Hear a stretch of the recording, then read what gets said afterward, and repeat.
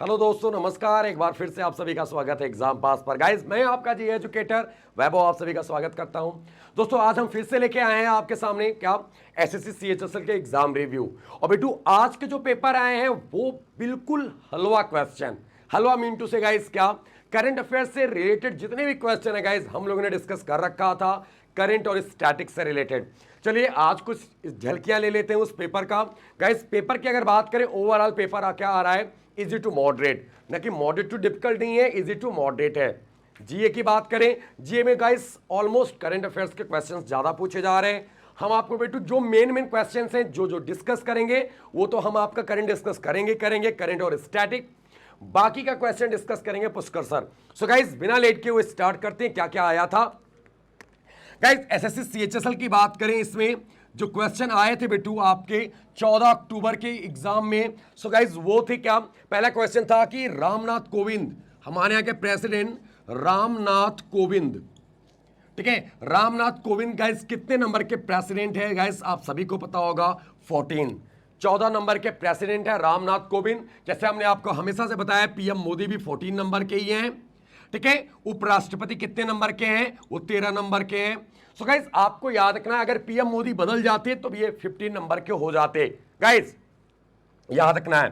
फिर क्वेश्चन आया था क्या कि चीफ इलेक्शन कमिश्नर कौन है। गाइस, चीफ इलेक्शन कमिश्नर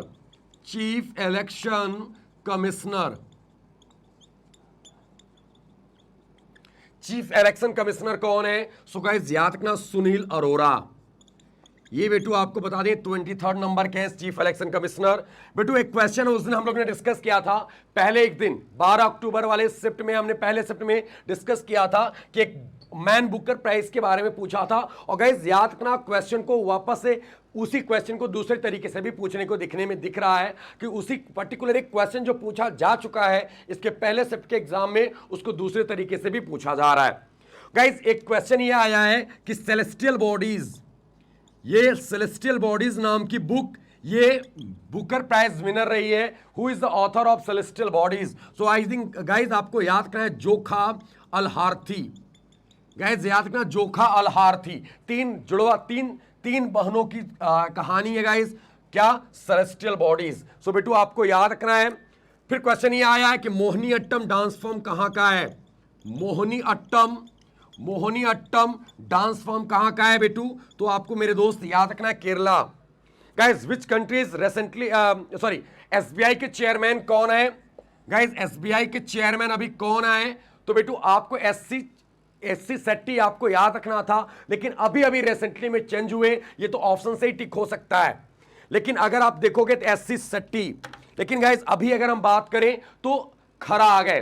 तो गाइस, याद रखना, एसबीआई के चेयरमैन से क्वेश्चन आया था, अभी रिसेंटली में चेंज हुए हैं ये, ठीक है।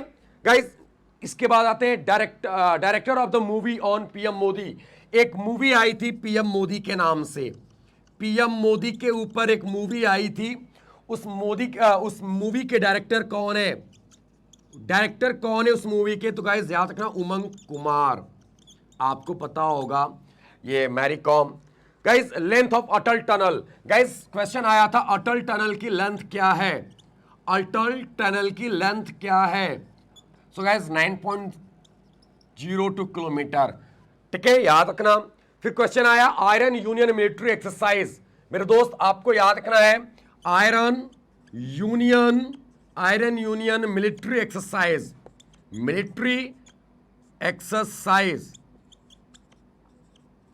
Iron union military exercise.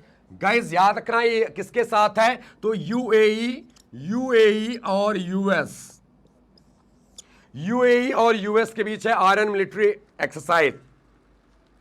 The magazine person of the year award 2019। Guys, याद रखना, यहां पे क्वेश्चन एक और आया था, मैगजीन टाइम मैगजीन, कौन सा मैगजीन, टाइम मैगजीन बेटू आपको याद रखना है, ये यूएस की मैगजीन है, time magazine person of the year award, person of the year award किसे गया, तो बेटू आपको याद होगा ग्रेटा थनबर्ग को। किसको गया, ग्रेटा थनबर्ग। ग्रेटा थनबर्ग कहां से, स्वीडन से है, स्वीडन की 16 साल की लड़की थी जिसको यह अवार्ड दिया गया। गाइस एमनेस्टी इंटरनेशनल के सामने क्या करती थी, तो आपको पता होगा मेरे दोस्त कि इसने एक दफ्ती लेकर ऐसे सामने खड़ी हो गई और लिखा था सेव ऑफ प्लैनेट। गाइस याद रखना, ग्रेटा थनबर्ग कहां, किस कंट्री से, स्वीडन। जिनका गाइस आगे आने वाला एग्जाम होगा वो याद रखना, ग्रेटा थनबर्ग से कंट्री याद रखना, कितनी वर्ष तो नहीं पूछा जाएगा बट कंट्री याद रखना, ठीक है। टाइम मैगजीन के अकॉर्डिंग आईएमएफ का हेड कौन है, आईएमएफ का हेड कौन है, तो गाइस याद रखना Kristalina Georgieva, Kristalina Georgieva is the head of IMF. Guys याद रखना, और एक चीज और, आईएमएफ का हेडक्वार्टर कहां पे है, इसका हेडक्वार्टर, क्वेश्चन यही आया था हेडक्वार्टर से रिलेटेड, इसका हेडक्वार्टर कहां पे, वाशिंगटन डीसी। अब बेटू आपको याद रखना, इससे रिलेटेड क्वेश्चन कुछ भी आ सकता है, इसके हेड का नाम पूछा जा सकता है, ये बुल्गारियन है, याद रखना Kristalina Georgieva, Washington DC. Guys establish हुआ था 1945 ब्रेटन वुड्स कमिटी के रिकमेंडेशन पे, ब्रेटन वुड्स कमिटी के रिकमेंडेशन पे एस्टैब्लिश हुआ था कौन, IMF, international monetary fund. Guys याद रखना, और टोटल इसकी कितनी कंट्रियां मेंबर है, 189 कंट्रियां इसकी मेंबर है, गाइस याद रखना। और बेटू एक क्वेश्चन और आया था जो आई थिंक आप सभी को पता होगा कि Henley passport index. Guys Henley passport index में जिस पासपोर्ट का नाम आता है वो सबसे सेफ और सबसे पावरफुल पासपोर्ट माना जाता है। Guys Henley passport index, Henley passport index ये जापान का एक ऑर्गेनाइजेशन है, हेनले वही रिलीज करता है। क्वेश्चन ये पूछा है इसमें से इंडिया की रैंक क्या है, तो गाइस इंडिया की रैंक है 148 रैंकिंग है इंडिया की। गाइस ये क्वेश्चन आपके करंट और स्टैटिक से रिलेटेड क्वेश्चन थे। सो बेटू अब बाकी के क्वेश्चन आपके आए हुए थे किससे, तो आपके जीएस पोर्शन से, जिसमें से आया था कि कौन सा नेपाल और भूटान को अलग करने वाला स्टेट, सिक्किम। गाइस जनवरी 2020 में ऑस्ट्रेलिया के अगेंस्ट में एक मैच हुआ था, तीसरे मैच में मैन ऑफ द मैच कौन घोषित हुआ, रोहित शर्मा। ऐसे बहुत सारे क्वेश्चन गाइस आपसे पूछे गए हैं। और बेटू आपको बता दें, एक क्वेश्चन कैपिटल से आ रहा है, एक क्वेश्चन करेंसी से आ रहा है। गाइस जितने क्वेश्चन मेरे को मिले, जो कैंडिडेट ने बताया मेरे को, वो हमारे सामने है, ठीक है। सो गाइस फटाफट बिना लेट किए हुए आप लोग ज्वाइन एग्जाम दो और तैयारी तबाह की करो करंट अफेयर की। गाइस करंट अफेयर से क्वेश्चन पूछे जा रहे हैं, तो आपको बता दें ये सारे आपके थे। कल हम फिर से इसी टाइम मिलेंगे, तब तक के लिए गाइस हम आपसे विदा लेते हैं। नमस्कार, धन्यवाद, जय Hind, thank you, bye, take care. और गाइस अपनी तैयारी को बूस्ट करो और नुकसान ना हो, इसलिए करंट ज्यादा से ज्यादा पढ़ के जाना बेटू, और जो क्वेश्चन पूछे जा रहे हैं उस क्वेश्चंस को अच्छे से अपडेट कर लो। क्यों, क्योंकि उसी से रिलेटेड क्वेश्चन पूछे जा रहे हैं चारों तरफ से। Okay and guys best of luck, all the best, thank you, bye, take care. Good evening class, this is Pushkar Patia, your GS mentor and educator on exam pass। तो आज हम कुछ पॉलिटी, ज्योग्राफी और science के questions हम discuss करने वाले हैं, साथ में हिस्ट्री के ही। जैसे कि आपको मालूम होगा करंट अफेयर से संबंधित, जनरल अवेयरनेस से संबंधित जो ज़्यादातर जो क्वेश्चंस थे वो सर ने आपको करवाए होंगे, वैभव सर ने। अब मेरा जो काम है वो है आपको पॉलिटी, हिस्ट्री, ज्योग्राफी के क्वेश्चन कराना और साइंस के भी। तो सबसे पहले क्वेश्चन है आपके सामने जो आज आया था कि president Ramnath Kovind is which number president of India, यानी रामनाथ कोविंद आपको पता है भारत के राष्ट्रपति हैं, ठीक है ना। रामनाथ कोविंद किस नंबर के राष्ट्रपति हैं भारत में, अर्थात कि भारत में ये जो राष्ट्रपति बनेंगे कौन से नंबर के हैं। तो आसान सा क्वेश्चन है ये, ठीक है ना। आंसर है इसका 14वें नंबर के राष्ट्रपति हैं, ठीक है ना। तो ध्यान रखिएगा राष्ट्रपति से क्वेश्चन आ रहे हैं, पहले भी आए थे। और मैं आपको बता दूं पहले राष्ट्रपति भारत के थे राजेंद्र प्रसाद, और राजेंद्र प्रसाद ही एकमात्र ऐसे राष्ट्रपति हैं जो लगातार 2 बार राष्ट्रपति रहे, जिन्होंने 2 टर्म पूरे किए राष्ट्रपति के, ठीक है ना। वो पहले प्रधानमंत्री थे और लगातार 2 टर्म पूरे करने वाले भी राष्ट्रपति थे। उसके बाद हमारे जो दूसरे राष्ट्रपति बने, इनके बाद जो राष्ट्रपति बने वो बने थे उपराष्ट्रपति से राष्ट्रपति, जिनके नाम से टीचर्स डे भी मनाया जाता है, ठीक है ना, डॉक्टर सर्वपल्ली राधाकृष्णन, ठीक है ना। और अपने कार्यकाल में मृत्यु को प्राप्त करने वाले पहले राष्ट्रपति थे जाकिर हुसैन, ठीक है ना। और भारत के पहले मुस्लिम राष्ट्रपति भी थे। और भारत की पहली जो महिला राष्ट्रपति थी वो थी प्रतिभा देवी सिंह पाटिल। ठीक है, तो इस प्रकार के कुछ क्वेश्चन जो इंपॉर्टेंट चीजें हैं वो ध्यान रखिएगा, उससे क्वेश्चन आ रहे हैं। ठीक है ना। नेक्स्ट क्वेश्चन है Mohiniyattam dance is of which state. Mohiniyattam dance किस स्टेट से संबंधित है? तो आंसर है इसका केरला से, केरला से है मोहिनी अट्टम डांस। ठीक है ना। नेक्स्ट क्वेश्चन है आपका विच स्टेट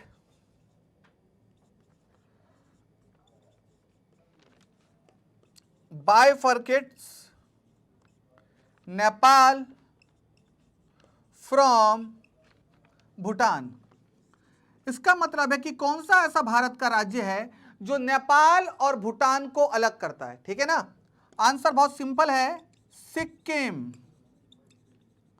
सिक्किम इसका आंसर है। ठीक है ना। चलिए जल्दी से इसका स्क्रीनशॉट ले लीजिए, फिर हम आगे बढ़ते हैं।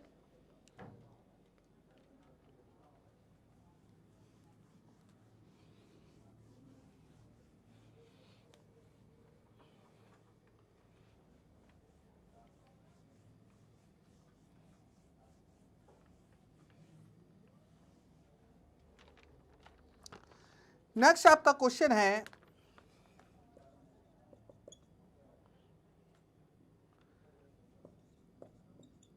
नेपाल से भारत के किस राज्य की सीमा स्पर्श नहीं होती? कौन सा ऐसा भारतीय राज्य है जिसकी सीमा नेपाल से स्पर्श नहीं होती? ठीक है ना। तो मैं आपको बता दूं उसमें कई प्रकार के आपको ऑप्शन मिल सकते हैं, तो आपको सिर्फ ये जानने की जरूरत है कि नेपाल की भारत के किन किन राज्यों से सीमा स्पर्श होती है। ठीक है ना। तो मैं आपको बता दूं कौन कौन से, एक तो है उत्तर प्रदेश, उत्तराखंड, वेस्ट बंगाल, बिहार और सिक्किम। ये कुछ ऐसे राज्य हैं जिनकी सीमा स्पर्श करती है, टच करती है। These are the state which touch their boundary with the Nepal. तो इसके अलावा जो भी ऑप्शन आएगा वो आपका आंसर होगा। ठीक है। चलिए नेक्स्ट क्वेश्चन बढ़ते हैं। ठीक है ना। Who is removed by the impeachment? Who is removed by the impeachment? Impeachment को हिंदी में बोलते हैं महाभियोग। महाभियोग की प्रक्रिया जो है उससे किस किस को हटाया जाता है? तो मैं आपको बता दूं यहां पर आंसर महाभियोग की प्रक्रिया से हटाया जाता है प्रेसिडेंट को, वाइस प्रेसिडेंट को, कैग को, कंट्रोलर ऑडिटर जनरल, ठीक है ना, चीफ इलेक्शन कमिश्नर, मुख्य चुनाव आयुक्त, ठीक है ना, and justice of supreme court and high court. Supreme court और हाई कोर्ट के जो जजेस हैं उनको भी हटाया जाता है। ठीक है ना। तो ऑप्शन में देख लीजिए कौन सा जो आंसर में है, वैसे तो प्रेसिडेंट है क्योंकि इसको कंप्लीट इंपीचमेंट माना जाता है। ठीक है ना। इससे लोकसभा और राज्यसभा दोनों में इसकी वो चलती है। सिर्फ वाइस प्रेसिडेंट एक ऐसा बंदा है जिसकी सिर्फ राज्यसभा में जिसकी प्रोसेस चलती है, लोकसभा में नहीं चलती। ठीक है ना। तो उसे इनकम्प्लीट इंपीचमेंट माना जाता है। ठीक है ना। इसके अनुसार राज्यसभा में चलेगा, लोकसभा की सिर्फ सहमति चाहिए। ठीक है ना। ऐसा नहीं कि यहाँ पे भी चलती है, लोकसभा में भी चलती है, लेकिन सबसे पहले राज्यसभा में चलेगी। ठीक है ना। बाकी कैग हो गया, चीफ इलेक्शन कमिश्नर हो गया, chief justice of supreme court हो गया एंड हाई कोर्ट, इन सबको हटाया जाता है इंपीचमेंट महाभियोग की प्रक्रिया से। इनमें से जो भी क्वेश्चन आए वो आपका आंसर होगा। ठीक है। क्वेश्चन दूसरा बड़ा अच्छा है, सारे जहां से अच्छा, सारे जहां से अच्छा हिंदुस्तान हमारा।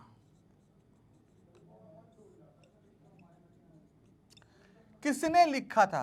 Who wrote this song? ठीक है ना। किसने लिखा था ये गाना, सारे जहां से अच्छा हिंदुस्तान हमारा? ये वही लिखने वाले थे, इन्होंने ही पाकिस्तान बनाने में अहम भूमिका निभाई थी। नहीं, मोहम्मद अली जिन्ना नहीं है, मोहम्मद इकबाल।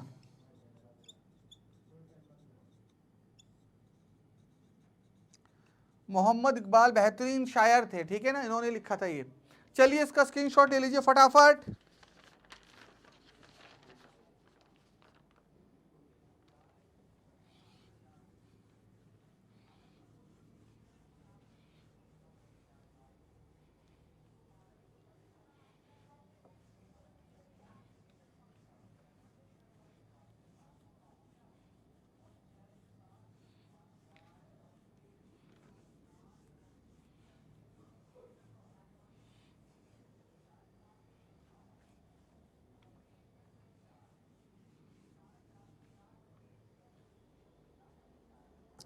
चलिए क्लास, नेक्स्ट क्वेश्चन है,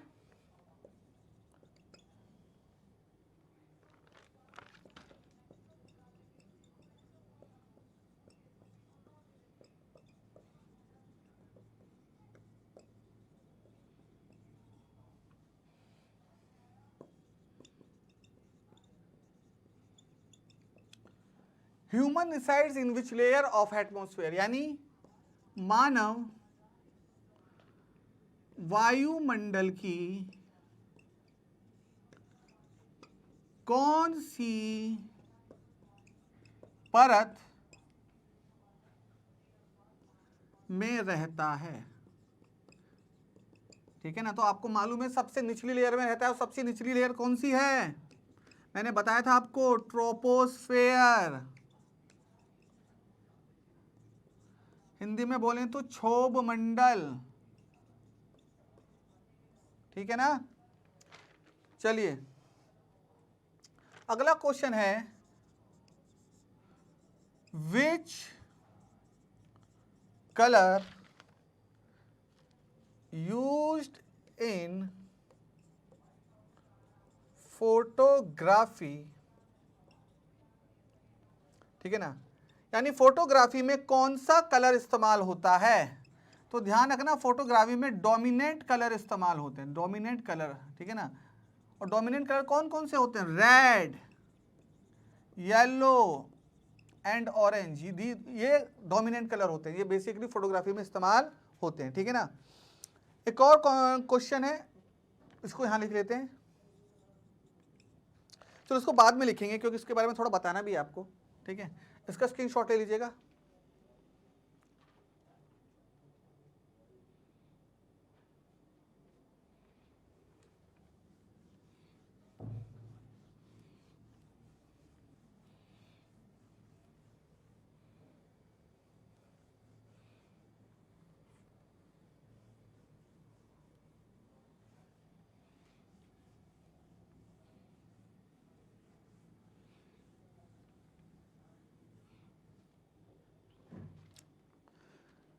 नेक्स्ट है आपका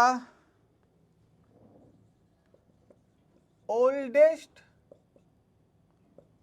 रोड इन इंडिया, ठीक है ना, भारत की सबसे प्राचीन सड़क, ठीक है। तो उसका आंसर सिंपल सा है, GT रोड, फुल फॉर्म है ग्रांड ट्रंक रोड, ठीक है ना। किसने बनवाई थी, ये बनवाई थी शेर शाह सूरी ने, शेर शाह सूरी ने बनवाई थी, ठीक है ना। कहां से कहां तक, ये बंगाल के सोनार गांव से लेकर जाती थी, उस समय तो पाकिस्तान नहीं होता था, पाकिस्तान भारत में था, पाकिस्तान के पेशावर तक, ठीक है ना। और शेर शाह सूरी के कुछ और कारनामे भी बता दूं मैं आपको, इसने रुपया नामक सिक्का चलाया था, रुपया, ठीक है ना।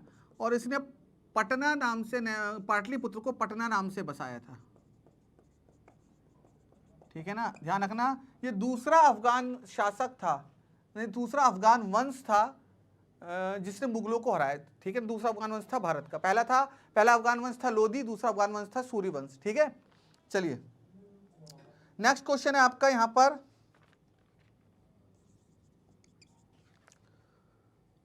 द्वारका टेम्पल इन गुजरात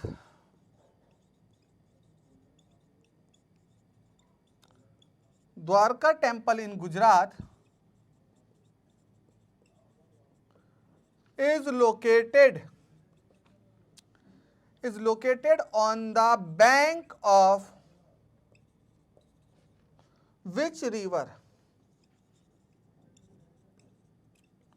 ठीक है, तो उसका आंसर है गोमती। ठीक है, गोमती गुजरात की एक छोटी सी नदी है, ध्यान रखना। गोमती एक उत्तर प्रदेश की जो बड़ी वाली गोमती है जो निकलती है फुलहर झील से, पीलीभीत में फुलहर झील है, वहां से निकलती है। ठीक है ना, और गंगा में मिल जाती है। ये वो वाली गोमती नहीं है जो इसके किनारे लखनऊ बसा है, ये दूसरी गोमती है, गुजरात की गोमती है। तो दोनों में कंफ्यूज मत कीजिएगा। तो जल्दी से इसका स्क्रीनशॉट ले लीजिए।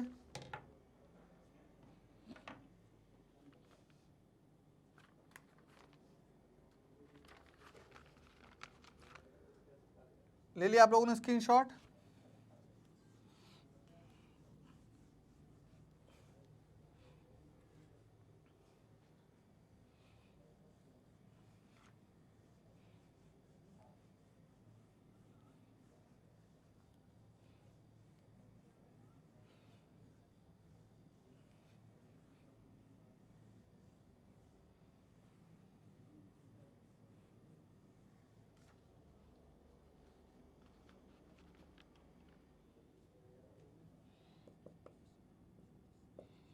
नेक्स्ट क्वेश्चन है the total number of seats in UP legislative assembly. ठीक है, यानी उत्तर प्रदेश की विधान सभा में कुल कितनी सीटें हैं? ध्यान रखिए क्लास, ठीक है ना, ये क्वेश्चन है। तो मैं आपको बता दूं कुल सीटें विधानसभा में उत्तर प्रदेश की हैं, जो आंसर है इसका वो है 403। 403 सीटें हैं। ठीक है ना, लेकिन ध्यान रखिएगा इस क्वेश्चन को ट्विस्ट करके भी पूछा जा सकता था। अगर ये वो बोलता कि बताओ उत्तर प्रदेश की विधानसभा में कितनी निर्वाचित सीटें हैं, how many elected seats are in the legislative house of the Uttar Pradesh. ठीक है ना, तो ध्यान रखना, तो लेजिस्लेटिव है 402। ठीक है ना, एक सदस्य जो होता है वो एंग्लो इंडियन समुदाय का होता है, इसे राज्यपाल नॉमिनेट करता है, राज्यपाल मनोनीत करता है। तो 1 + 402 403, ये इस पर चुनाव होते हैं, इलेक्शन होते हैं। ठीक है ना, ये सिर्फ नॉमिनेशन होता है। तो टोटल सीट है 403। अगर पूछता वो निर्वाचित यानी इलेक्टेड सीट्स कितनी है तो 402 होता आंसर, ये ध्यान रखना। ठीक है ना, नेक्स्ट क्वेश्चन है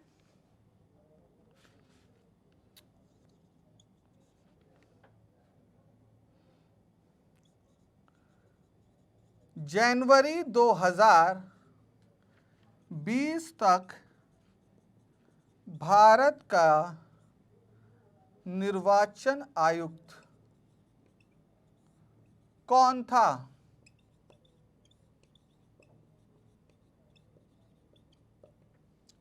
Who was the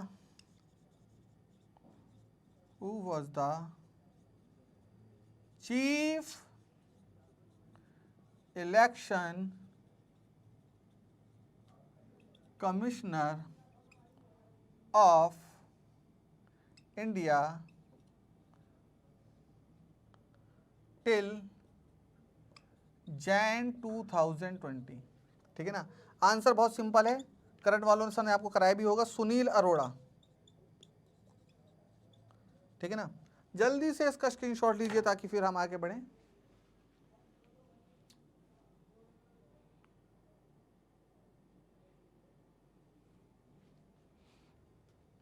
चलिए,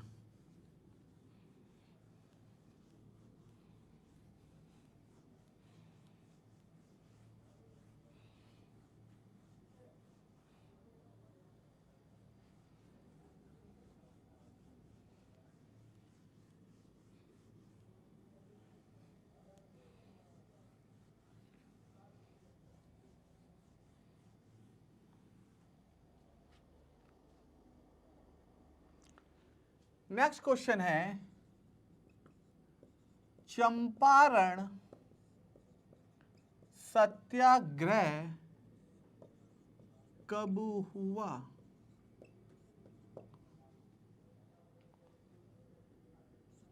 चंपारण सत्याग्रह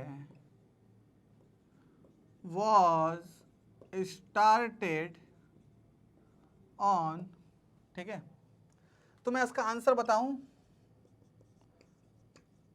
अप्रैल 1917 में हुआ था, ठीक है ना। और ध्यान रखना चंपारण सत्याग्रह ये नील के किसानों के समर्थन में था, नील के किसानों के समर्थन में किया था गांधी जी ने, ठीक है ना। और गांधी जी क्यों कर रहे थे? 3 काठिया पद्धति का विरोध, अपोजिंग द 3 काठिया सिस्टम। क्या था 3 काठिया? हर किसान को 20 कट्ठा जमीन में से 3 कट्ठा, कट्ठा एक प्रकार का स्केल था बिहार में यूज होने वाला, जैसे हम गज बीघा होता है वहां कट्ठा चलता है, तो 20 कट्ठा में से कम 3 कट्ठा जमीन पर नील उगाना अनिवार्य कर दिया गया था अंग्रेजों के द्वारा। वो नील उगाते थे और उनसे बहुत कम पैसों में अंग्रेज खरीदा करते थे, तो उनकी लागत भी नहीं निकलती थी, ठीक है ना। और ध्यान रखना, ये जो चंपारण सत्याग्रह है, चंपारण सत्याग्रह ये गांधी जी का भारत में पहला किसान आंदोलन था। गांधी जी का भारत में पहला फार्मर मूवमेंट था, पहला किसान आंदोलन था। और बैक टू बैक गांधी ने इसके बाद 3 वो किए थे, चंपारण, अहमदाबाद मिल आंदोलन और तीसरा था आपका खेड़ा आंदोलन। तीनों में गांधी जी को सफलता मिली थी, ठीक है ना। और कभी कभी पूछ सकता है कि गांधी जी को किसने बुलाया था इस आंदोलन के लिए? वो बुलाया था रामचंद्र शुक्ल ने। रामचंद्र शुक्ल ने इस आंदोलन के लिए उनको क्या कहते हैं आमंत्रित किया था, ठीक है। चलिए अगला क्वेश्चन देखते हैं, इसको भी स्क्रीनशॉट ले लीजिए।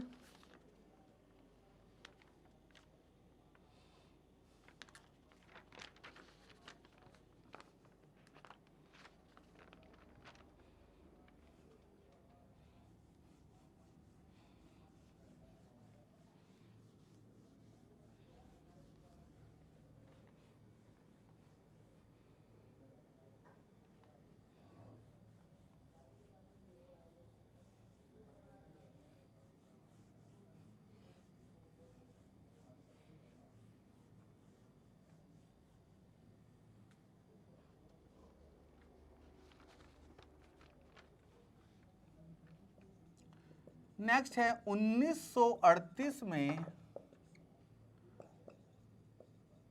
कांग्रेस अधिवेशन के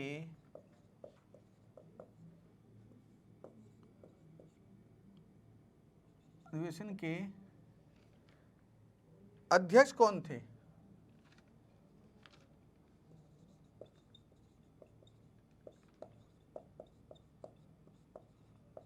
ठीक है ना। तो मैंने कल भी आपसे कहा, देखो मैंने कल आपसे कहा था पिछले लेक्चर में, जब मैं सेकंड शिफ्ट का 13 अक्टूबर में रिव्यू कर रहा था, कि कांग्रेस के सेशंस को ध्यान से रखना।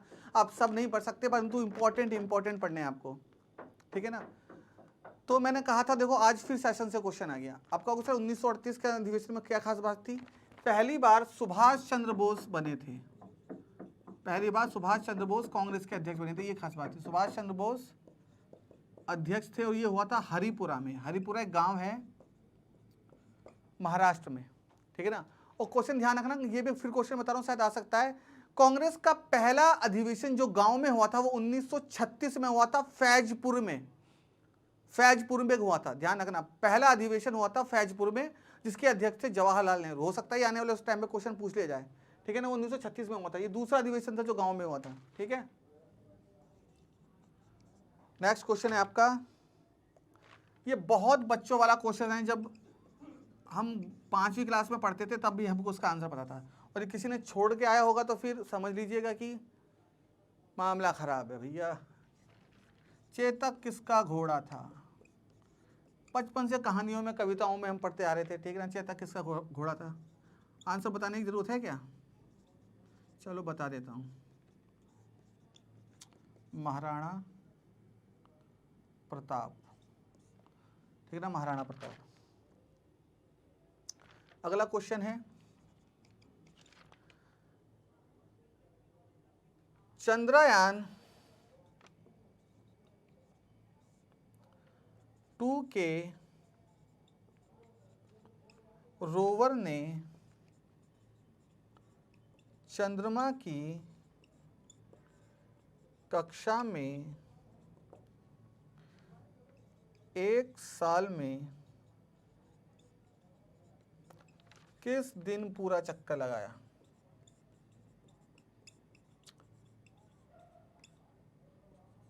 It means the rover of Chandrayaan 2 completed its one orbit on which date? Answer है इसका 22 जुलाई 2020, ठीक है ना। चलिए इसको कर लीजिएगा।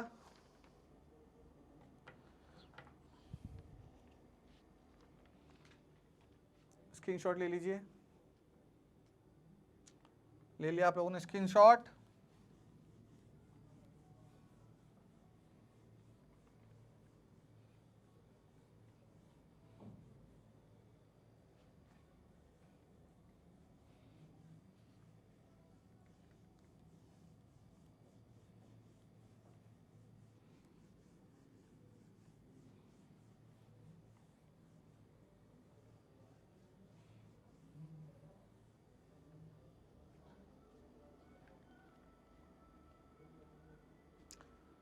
और मेरे पास आज का लास्ट क्वेश्चन है, इसको हम डिस्कस करेंगे आराम से। सुप्रीम कोर्ट ने इंटरनेट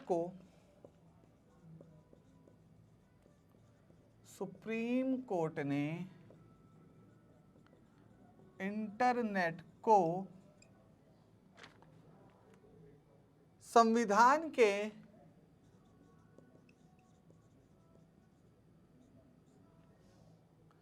संविधान के किस अनुच्छेद के तहत मौलिक अधिकार माना है?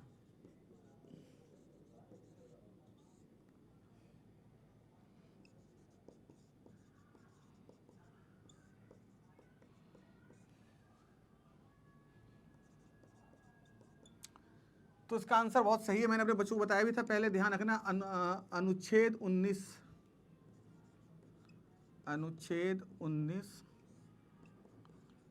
ए के तहत, ठीक है ना। क्या है अनुच्छेद 19 से? वाक व अभिव्यक्ति का अधिकार, right to speak and express, ठीक है ना। उसी के तहत जो मीडिया है उसकी स्वतंत्रता को भी माना गया है और इंटरनेट को भी माना गया है। अब मैंने आपको ये भी बताया है कि मौलिक अधिकारों को कोई नहीं छीन सकता, कोई छीनेगा तो सुप्रीम कोर्ट में जा सकते हैं। अब आप कहोगे सर कश्मीर में तो इंटरनेट बहुत दिनों से बंद है, कई जगह बंद कर दिया जाता है। बिल्कुल बंद कर दिया जाता है, बिल्कुल ही आपका मौलिक अधिकार है, फिर भी रोक दिया जाता है, क्योंकि अगर ये 3 चीज़ों का उल्लंघन करे, if any fundamental right violate 3 things, तो it can be banned for certain times. अगर कोई भी मौलिक अधिकार किसी इन 3 चीज़ों का उल्लंघन करें तो उसको बैन किया जा सकता है कुछ समय के लिए। कौन कौन सी 3 चीज़ें हैं जिनका बैन नहीं, जिनका उल्लंघन नहीं कर सकता मौलिक अधिकार? यदि लोक व्यवस्था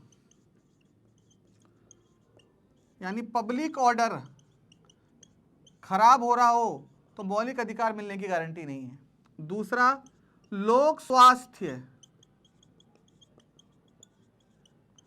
यानी पब्लिक हेल्थ, अगर इसमें दिक्कत आएगी, पब्लिक हेल्थ खराब हो रही हो तो मौलिक अधिकार आपको प्रैक्टिस नहीं करने दिए जाएंगे। और तीसरा, सदाचार यानी मोरालिटी, अगर मोरालिटी का हनन हो रहा हो किसी के मौलिक अधिकार के यूज करने से, तो इन तीनों पर के आधार पर रोक लगाई जा सकती है किसी भी मौलिक अधिकार पर, ठीक है। वैसे इस क्वेश्चन का आंसर ये है। सारे क्वेश्चन अभी तक आ नहीं पाए, ठीक है ना। जैसे जैसे मिलते रहेंगे हम आपको ऐड करके बताते रहेंगे, ठीक है। क्वेश्चन का पेपर तो मुझे बहुत इजी लग रहा है, डरने की जरूरत नहीं है। जो आप देखिए कि क्वेश्चन का पैटर्न किस तरफ से क्वेश्चन पूछा रहे हैं। कांग्रेस के अधिवेशन याद रखिए, टेम्पल्स कुछ इंपॉर्टेंट है वो ध्यान रखिए, सिटीज़ की राजधानी ध्यान रखिएगा, हाल ही में जो योजनाएं हुई, जो घटनाक्रम हुई, जैसे चंद्रयान वगैरह जो योजनाएं लागू हुई है उन सब से संबंधित कीजिएगा, ठीक है ना। अभी 15-20 दिन 25 दिन का भले ही छोड़ सकते हैं, उससे पहले का जरूर ध्यान दीजिएगा। बाकी पेपर तो इजी है, आप कर लेंगे, मुझे आप पे पूरा भरोसा है, आपको अपने आप पे भरोसा होना चाहिए। ठीक है, इसी के साथ क्लास आपसे विदा लेता हूं। उम्मीद करता हूं कि आपको समझ में आया होगा, आज का रिव्यू अच्छा लगा होगा। जितने मेरे पास क्वेश्चन थे मैंने ज़्यादा से ज़्यादा कलेक्ट किए। मैं सारे क्वेश्चन नहीं कर पा रहा हूँ, मुझे पता है, लेकिन हम कोशिश करेंगे कि मैं आज तक के समय में जितना मिल जाए हम उतना रिव्यू कर पाएँ। ठीक है class, thank you very much.